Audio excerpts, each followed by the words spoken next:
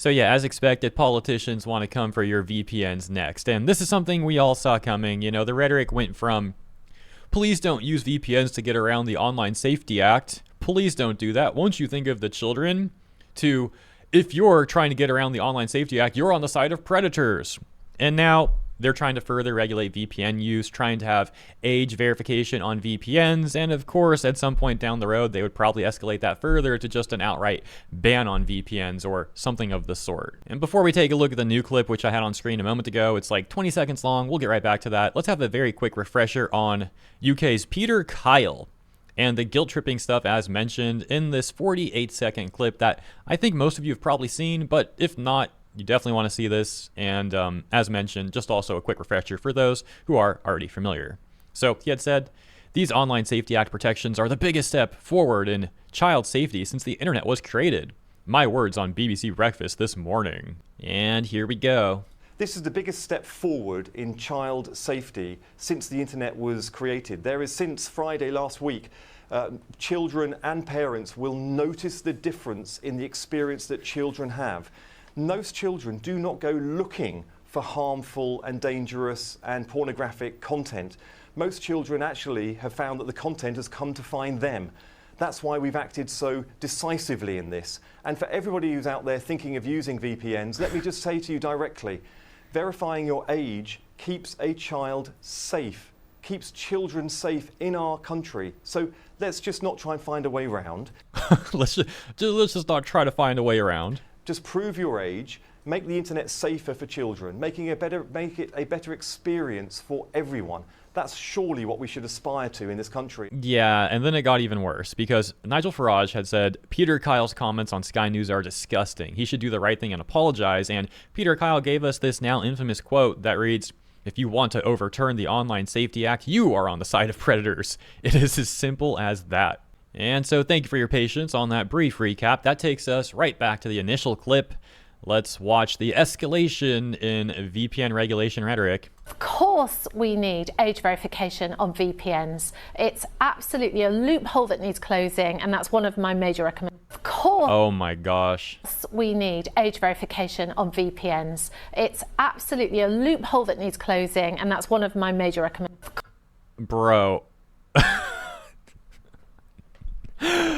It's just so, like, not surprising at all. Everyone saw this coming. It's just hilarious hearing her say this. Oh, who is she, by the way? Well, the caption on that tweet reading, the quote, of course we need age verifications on VPNs, unquote, and then saying, the Children's Commissioner of England, Rachel de Souza. So that's who she is. And she's published a new report with recommendations for the government.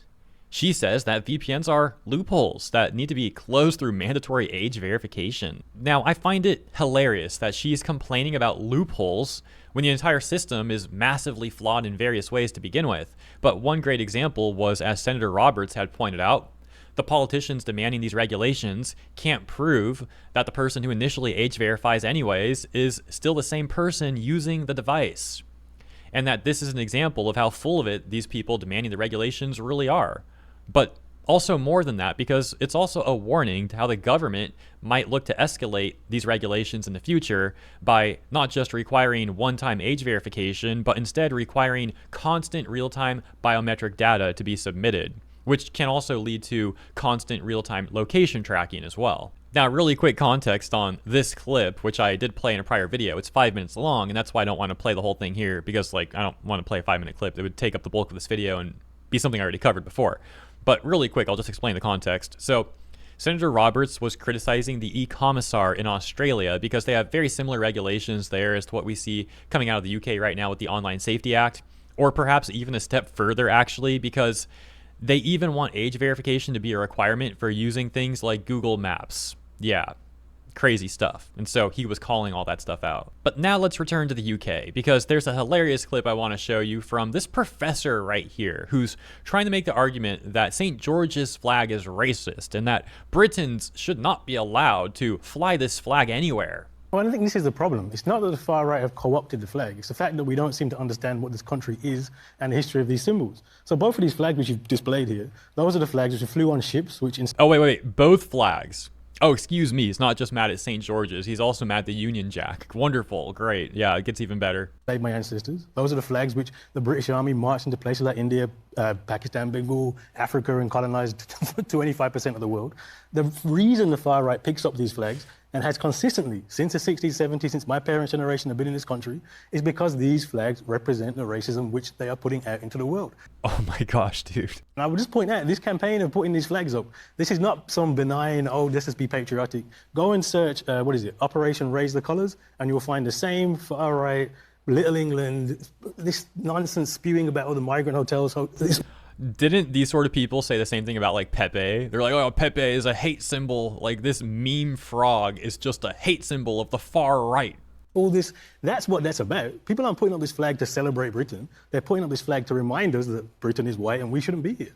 Oh my gosh, bro. You also gotta love how he's throwing the migrant situation into this argument, saying that it's nonsense. Oh, the people concerned about the migrants, that's just nonsense. That's just far right rhetoric.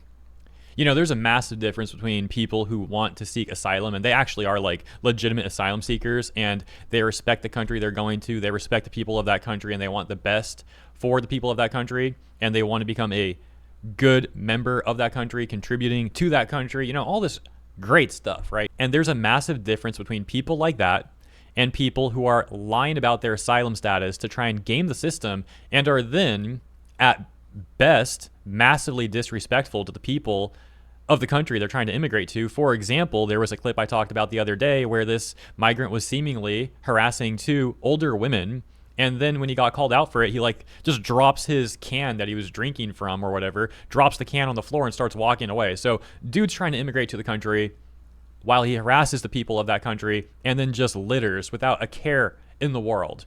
And like I said, that's like at best. At worst, we have seen horrific things being done to children that some of these people are doing. And, you know, enough said there, man. It's beyond disturbing. This is not a far right talking point. This is literally just facts. And any reasonable person would clearly be concerned about this stuff going on.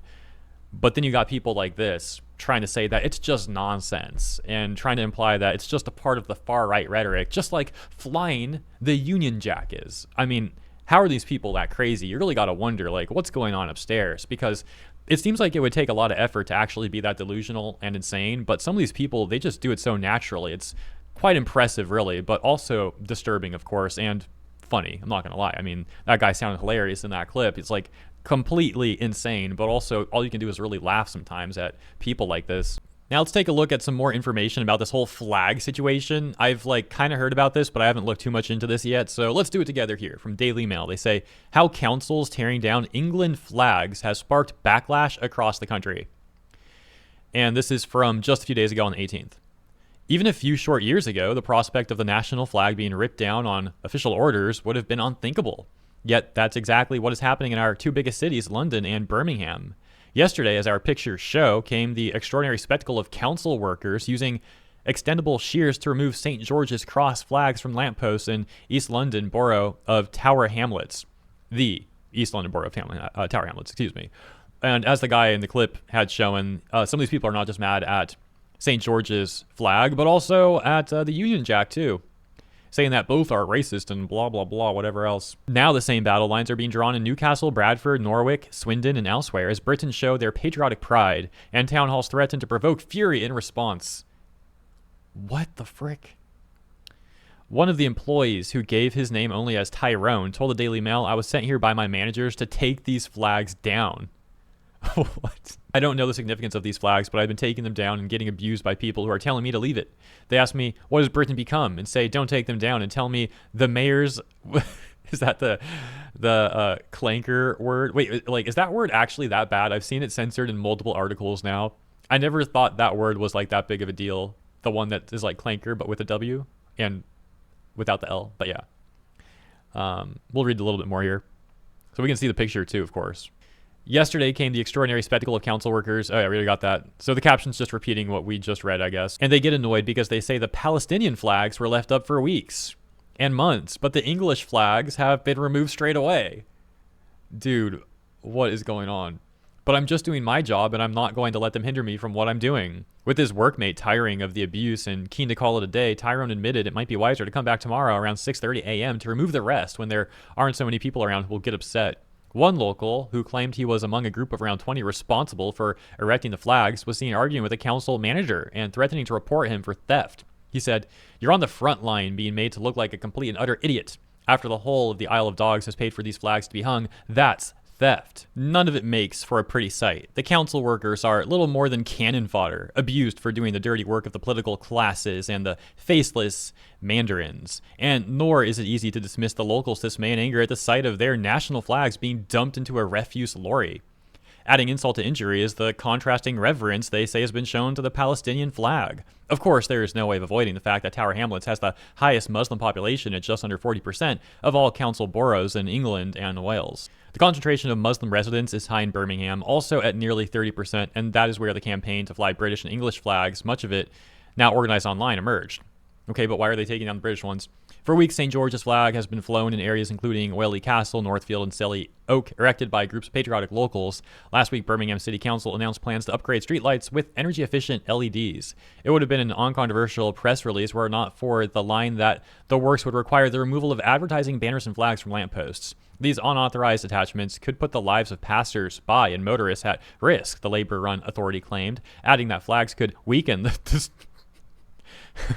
the flags could weaken the structural integrity of lampposts, potentially leading to collapse. Bro, that sounds like some BS. If that's true, what are these lampposts made of? Cardboard? And this is the last section I'm going to read. I think I get the point. But they say, but was the timing a coincidence? Many believe the council is using the upgrade as a fig leaf to remove such visible expressions of national identity, expressions that could prove awkward in a multicultural city. And I don't understand that. You know, where I live, it's very common to see the American flag flown with the flag of Mexico. And the gyms I train at, we've always had like the American flag right next to the Brazilian flag for BJJ, out of respect. And where I'm at currently, we've got the flag of Thailand with the American flag right there too.